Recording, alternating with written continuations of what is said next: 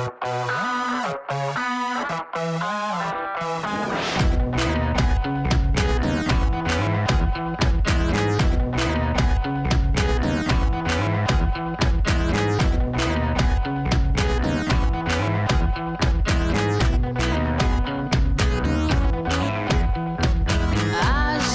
letra pra essa moça. Hoje nós vamos ter aquela conversa sobre diversidade e saúde. Estamos aqui com Lívia Rodrigues, psicóloga da Secretaria Municipal de Saúde do Rio de Janeiro, Lília Pinto Martins, vice-presidente do Centro de Vida Independente do Rio de Janeiro, e José Marmo, coordenador da Rede Nacional de Religiões Afro-Brasileiras de Saúde e membro do Comitê de Saúde da População Negra da Secretaria Municipal de Saúde do Rio de Janeiro. A importância de valorizar a diversidade é a garantia dos direitos de todas as pessoas. Para mim, a diversidade tem tudo a ver com respeito, com afeto, com cuidado e com identidade. A importância em valorizar a diversidade está por ela ser um caminho, junto com a acessibilidade, um caminho para a inclusão social. Nós ainda estamos assim um pouco contagiados, né, pelo espírito das Olimpíadas, das Paralimpíadas, que trouxeram assim a beleza, a potência da diversidade. Diversidade cultural, diversidade de habilidades, né, o que constituiu também o próprio povo brasileiro. E as pessoas, eu senti que as pessoas comentavam muito sobre isso. Isso deixou algum legado?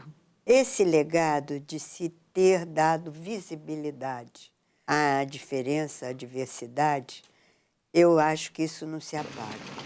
Isso fica e tem um componente muito importante, que é a inclusão. E eu acho assim que as Paralimpíadas, especialmente, nos incluíram nos Jogos, né? Porque a gente olhou para os Jogos e se viu neles, né? Enquanto plateia, enquanto participante. Então, acho que a Paralimpíada, além de incluir os atletas, incluíram a gente, como cidadão, né, do Rio de Janeiro, no esporte, né, no gosto por participar desse processo que foi importante para a cidade, né, e para a gente também. E mostrou uma outra cara também do povo negro, né? Quando você escolhe uma cantora para pagar a tosse. Agora, também é fundamental a Paralimpíada, que mostra atletas que se superam. E eu fico pensando, se essas pessoas estão se superando, eu também tenho que me superar. Exatamente. E como é que é isso no cotidiano, né? Porque nem todo mundo vai ser esse super-herói. Sim, né? Estão sim. lá desconhecidos, não ganham medalhas, né? Mas estão também, de alguma forma, fazendo coisas, se superando. Essa é a grande tragédia, né? Porque se existe esses exemplos notáveis, e são, às vezes, por pura vontade, e quase que não existe apoio, né? Agora, eu espero que haja programas de muito desenvolvimento em esporte, educação física, e começar em criança. Ao mesmo tempo que eu fiquei muito mobilizada, né, assim, eu também fiquei muito angustiada, porque me dava uma sensação assim de que ali a gente estava olhando aqueles que conseguiram chegar ao final, mas que esses outros têm uma potência imensa, e não só para esportes, para tudo, né, para a vida, e que, na verdade, é muito pouco aproveitada. Não só quando lida com a questão dos deficientes, mas, por exemplo, quando a gente pensa na população negra, né, na mortalidade de jovens negros. Eu olho aquilo e falo, meu Deus, que capital humano que a gente está perdendo, né? Quantos talentos, né? Porque a gente não está conseguindo justamente ter esse olhar para a diversidade, né? Tratar de maneira diferente aqueles que estão precisando, às vezes, de um pouco mais de apoio, de uma rede social um pouco mais forte, né? Por que a gente tem tanta dificuldade, né, de lidar com as diferenças? E um dos pontos é que o diferente, o estranho, dá medo, né? O desconhecido, o medo do desconhecido, né? Você se sentir afetado pelo que o outro te traz, né? Então, você se aproximar, né, dessa vivência, por exemplo, né, com a Paralimpíada, te impactou, te angustiou. E muitas vezes a gente quer fugir disso, né? A gente quer fugir desse contato porque a gente teme, né? Não saber lidar com a angústia que isso traz. Mas a gente também se esquece da nossa potência, né? De poder criar espaços para poder tratar do tema, para poder fazer isso circular, para poder ser afetado pelo outro e isso produzir efeitos numa sociedade, de uma maneira geral, né? E quando a gente se afeta pelo outro, a gente se abre para poder pensar diferente, para ser diferente. E às vezes isso dá medo de mudar, né? A arte de cuidar é justamente essa arte de você compreender esse outro em sua plenitude, né? Se ele é negro, se ele é branco, se ele é nicei, ou seja, se é cadeirante, se não é, se é homem, se é mulher, se é criança, juventude, principalmente. Existe uma dificuldade, é como se a gente tivesse uma dificuldade de trabalhar a juventude. Entendeu? Quando a juventude é fantástica, a juventude traz uma nova visão, né? Te dá mais ânimo e tem um outro olhar. E essa diversidade de olhares, eu acho que compõe esse mundo, né? É da mesma coisa que eu falo quando eu estou trabalhando das religiões. Essa diversidade religiosa, ela dá um outro componente que é da criatividade. Ou seja, eu tenho que falar não mais só para os meus, ou para quem é igual a mim. Eu tenho que falar para todos. Eu respeito todos os que têm fé. Eu respeito todos os que não a têm. Eu respeito quem crê em um Deus. Eu respeito quem não crê em ninguém. Eu gosto de quem tem fé no verso. Eu gosto de quem tem fé em si mesmo. Eu gosto de quem tem fé no universo e eu gosto dos que andam a esmo. Um abraço para quem é da ciência, um abraço para quem é de Deus, um abraço para quem é da arte e um abraço para quem é ateu. Axé para quem é de axé, amém para quem é de amém, blessed be para quem é de magia e amor para quem é do bem. Intolerância religiosa é a própria contradição. Religião vem do latim religare, que significa união. Mas para isso, o quanto é importante a gente também se trabalhar, né? Eu fiz um curso uma vez de desenvolvimento emocional e me lembro que ele dizia assim, que a gente tem que aprender a se surpreender consigo mesmo.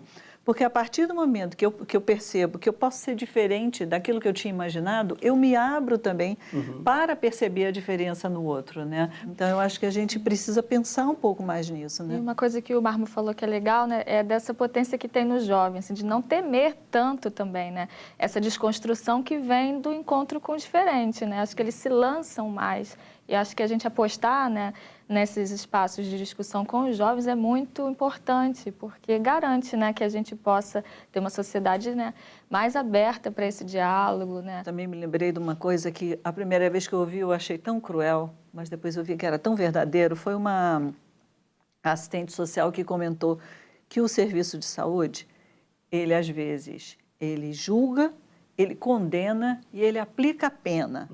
E aí eu fiquei pensando, meu Deus, como é isso? E aí essa semana eu estava lendo justamente sobre essa questão do nome social, o quanto agora vão fazer toda uma campanha, e fiquei pensando nisso, quer dizer, quando às vezes você recebe a ficha e sabe o nome social da pessoa, você vê que é uma mulher que está na sala de espera, e você chama ela pelo nome verdadeiro, né, de Roberto ou o que quer que seja, você está aplicando a pena. A gente, né, da saúde mental tem toda uma discussão mais avançada nesse sentido, né, da garantia do direito à diversidade, né, e a não patologização, né, da homossexualidade ou da identidade de gênero. Porque às vezes eles reclamam que, por exemplo, vai na ginecologista, a ginecologista fala assim, você usa camisinha?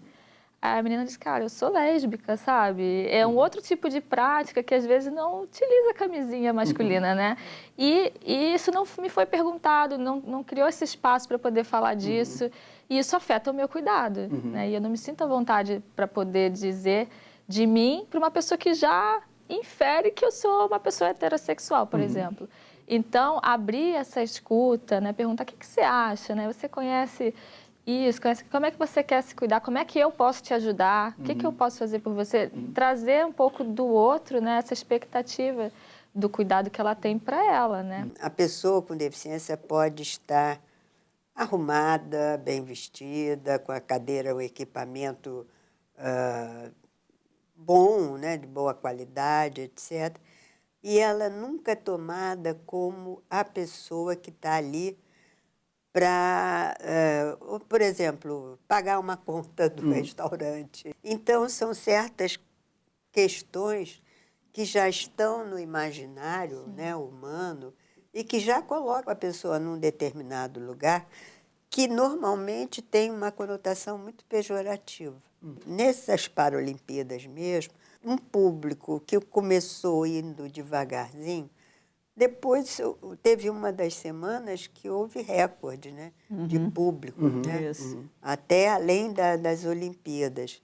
Então, eu acho que isso também vai sendo desmistificado e até assinala um caminho mais plural, mais diversificado de contatos, de convívios, de pensamentos. Eu acho que um desafio para a gente é criar esses espaços de encontro, né? Exato, Porque exato. às vezes a gente está cada um na sua, cada um no seu quadrado e a gente não se encontra para poder viver esse tipo de situação e se perceber nas semelhanças também, não só nas diferenças, né? Eu tenho ouvido muito essa expressão, representatividade importa, né? A gente teve, por exemplo, no Projeto Rap da Saúde, tinha um grupo de surdos.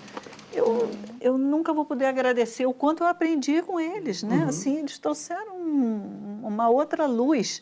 E eu me lembro, por exemplo, de um dia que, num evento, alguém comentou assim, surdos mudos, e aí ele veio explicar, não, nós somos só surdos, não somos mudos. Mesmo quando a gente não fala, a gente tem a nossa voz interna. E eu me lembro dos profissionais saindo e comentando assim com a gente, que tinham ficado super emocionados, que tinha trazido uma reflexão assim tão importante, né? Então, o quanto todos nós ganhamos, mas o quanto a gente precisa investir também nessa questão da participação. E de rever as nossas práticas, porque a Exatamente. partir da presença, só da presença deles ali, aquelas oficinas que a gente já tinha protocoladas, do nosso jeito de fazer, tinham que ser repensadas para poder incluí-los, para eles poderem participar. E aí está o pulo do gato. Como é que eu incluo tudo isso que eu aprendi, que fui sensibilizado naquela hora, no meu cotidiano, no meu dia a dia, na minha ação? Porque aí é que vai ser bacana. Nós desencadeamos, né? Um movimento ou das pessoas se aproximarem da diversidade, enfim. Mas há essa resistência e não se procura, muitas vezes, ouvir o que a pessoa traz, né? No caso das pessoas com deficiência, há muito essa tendência de se falar o que ela deve dizer, o que ela deve fazer, por conta de toda uma história, né, de tutela, etc. Então, isso vai criando todos esses mal-entendidos e acaba que a pessoa não tem a voz própria, né? Então, essa independência, essa autonomia é o que a gente... Acho que vocês fizeram isso, deram autonomia às pessoas delas fazerem o que elas achavam que era do mundo delas, né? E eu acho isso importantíssimo. E a pessoa precisa se apoderar desse protagonismo. Claro. Quando criança, eu morava na Valdo Cruz, né? E eu cismei o seguinte, numa das coisas que eu fazia de festa lá da igreja, tinha que ter os anjos. Aí eu falei, poxa, eu vou ser anjo. Aí eu fui, aquilo tudo, falei com a professora de catecismo, olha, eu quero ser anjo. Ela falou, não existe anjo negro. Você não pode ser. E não deixou. E eu fiquei tão abalado por aquilo. Passei a minha vida inteira abalado por aquilo. Mas, ao mesmo tempo, eu consegui uma estratégia. Quando eu criei um grupo chamado Trupe da Saúde, que trabalhava com jovens e adolescentes, né? Então, nós resolvemos fazer o seguinte, eu falei, nós vamos entrar para falar de questões raciais, porque eram todos negros, mas vamos falar diferente. Em vez de ser uma coisa que é ataque, vamos falar de maneira irônica. Tem o aspecto artístico, tem o aspecto do humor, e você sabe que foi para quem não sabe, a Trupe da Saúde foi uma das inspirações do próprio Rap da Saúde, né? E eu ficava percebendo, assim, que você sempre teve essa abordagem delicada, essa abordagem da sedução, e foi a mesma coisa para as religiões afro-brasileiras. Porque, independentemente da sua crença, tem toda uma questão de cultura ali que é maravilhosa. A inclusão não é uma coisa de um dia para outro. É uma cultura que a gente tem que, aos poucos, ir implantando, porque não é fácil as pessoas se reconhecerem nessa diversidade. E acho que esse é o nosso grande desafio, né? Porque a gente tem saberes, né? A gente tem, né, as nossas tradições e a gente, às vezes, se isola em guetos, né? Isso é um perigo, às vezes, né? Porque mesmo a gente achando importante reforçar as nossas identidades, as nossas tradições, né? Mas a gente corre um risco, às vezes, de ficar pouco permeável, pouco flexível, né? Se afetar pouco, não se encontrar. E isso não abrir espaço para a gente poder criar uma sociedade mais diversa mesmo, né? Com compartilhamento dessa diversidade, desse diferente. E eu acho assim, que um encontro vale mais do que 1000 palavras. Lívia falando, e eu só pensando aqui, mais amor, por favor. Sim.